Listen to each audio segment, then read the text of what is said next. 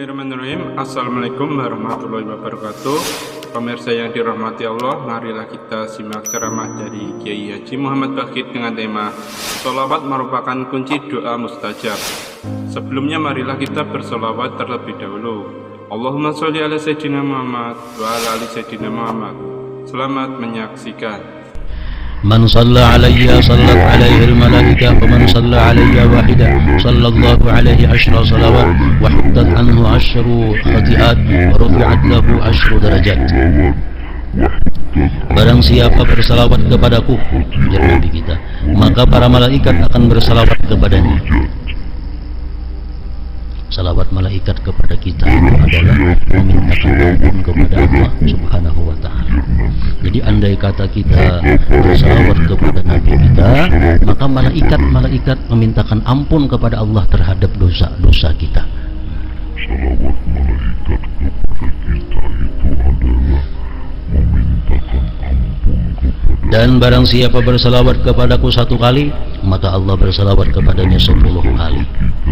Nah, salawat Allah kepada kita kayak apa? Mencurahkan rahmah yang khusus yang dicurahkan Allah 10 kali kepada orang yang bersalawat kepada Nabi, dan dihapus 10 kesalahannya dan ditingkatkan 10 derajat kedudukannya.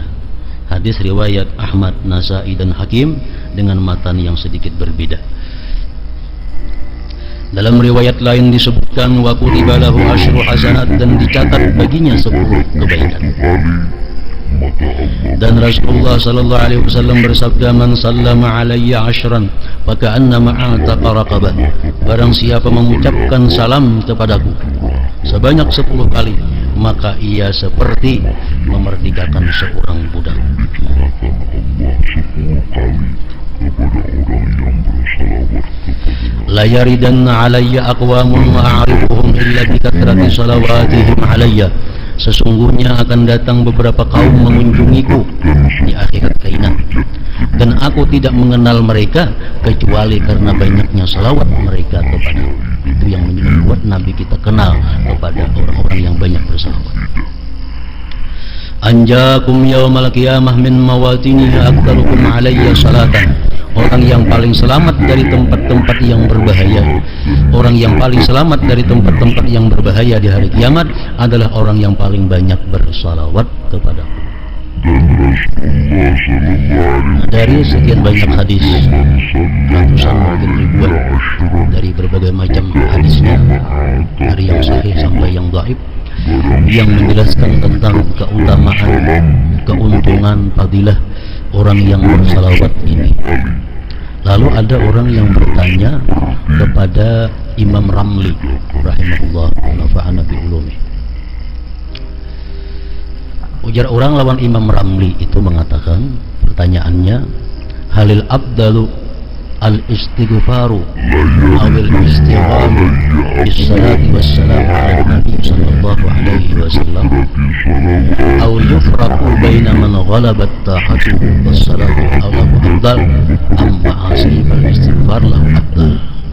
Fa'ajaba anna al-istighala bis-salati was-salamu ala nabi sallallahu alaihi wasallam afdal min al-istighala bil-istighfar. Ujar orang, wahai Imam Ramli, mana baiknya, mana lebih utamanya kita beristighfar dengan bersalawat dan salam atas Nabi? Apalnya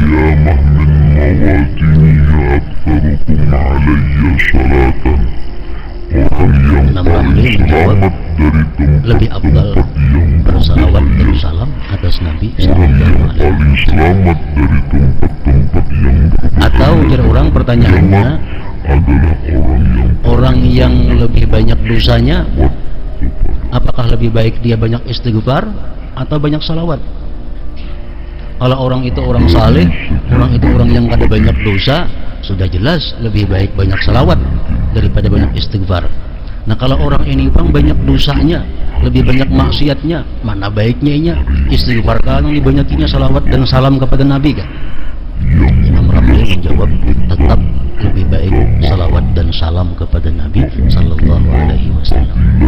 Walaupun orangnya fasik, walaupun orangnya zalim, tetap ini lebih baik banyak istighfar, banyak salawat daripada istighfar. Kenapa sebabnya? Maka lebih baik salawat, lebih afdal salawat daripada istighfar.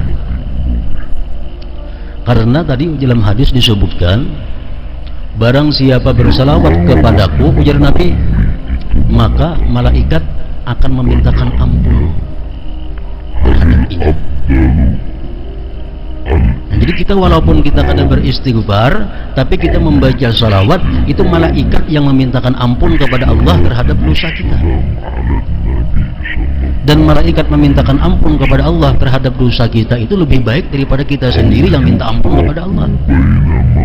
Karena malaikat itu orang yang dekat dengan Allah.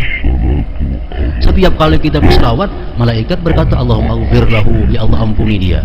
Bila kita berselawat, malaikat bersuara Allahumma ghfir lahu, ya Allah ampuni dia. Tapi kalau kita istighfar saja, malaikat ada umpat mintakan ampun kepada kita.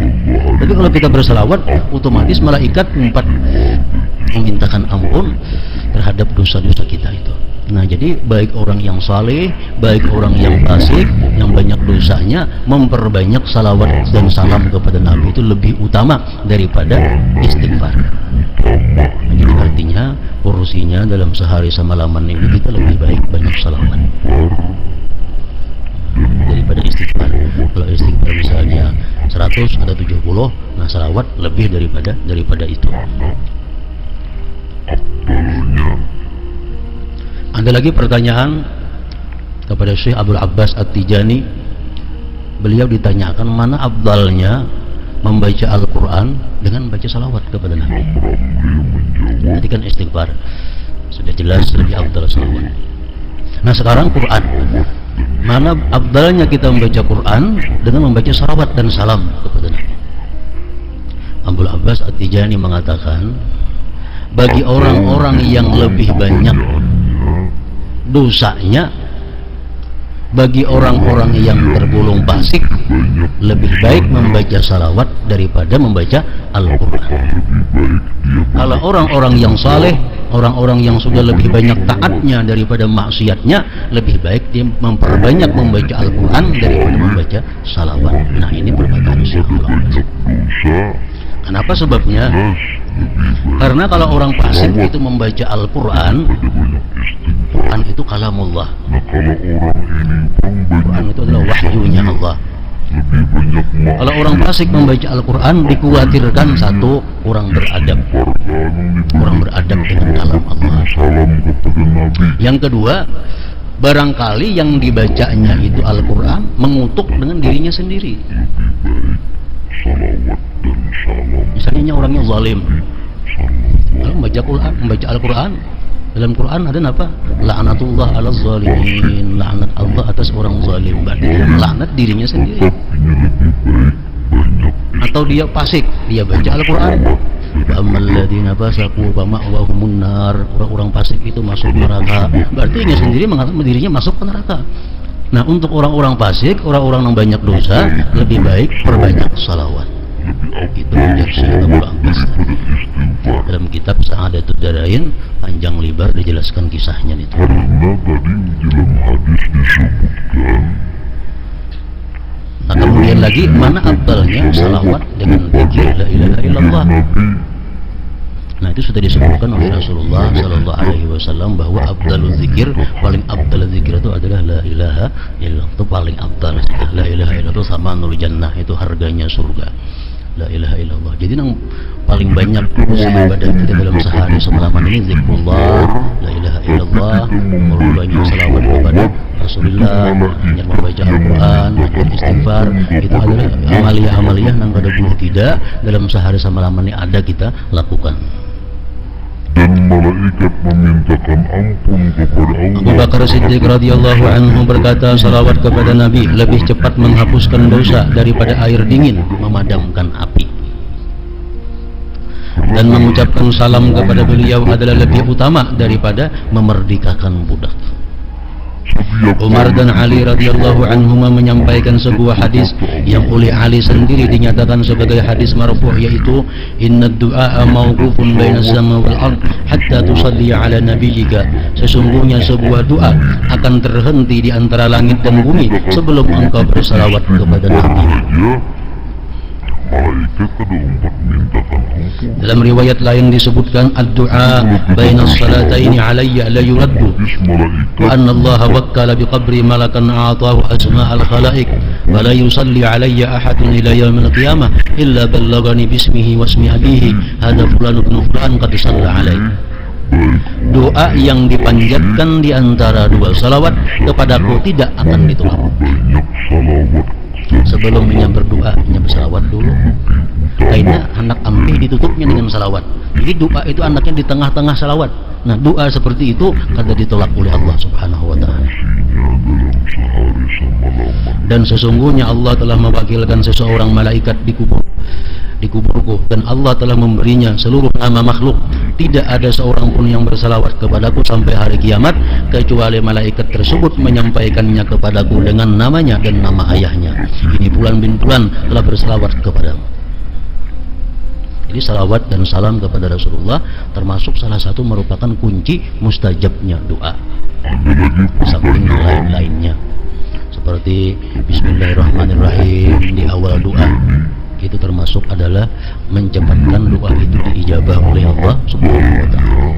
Jadi sebelum berdoa Bismillahirrahmanirrahim, kemudian lagi memuji Allah, alhamdulillahirabbil alamin. Sesudah bismillah itu termasuk mempercepat doa itu mustajab. Sesudah hamdalah hanyar salawat dan salam kepada Nabi. Nah, kemudian hanya buka.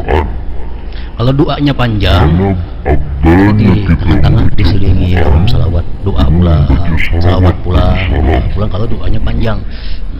Karena akhir doa ditutup dengan salawat, dengan alhamdulillahirabbil alamin, dengan amin. Nah, itu pun termasuk mempercepat dikabulkannya doa tadi juga. Jadi penutup doa itu salawat, alhamdulillahirabbil alamin lawan amin.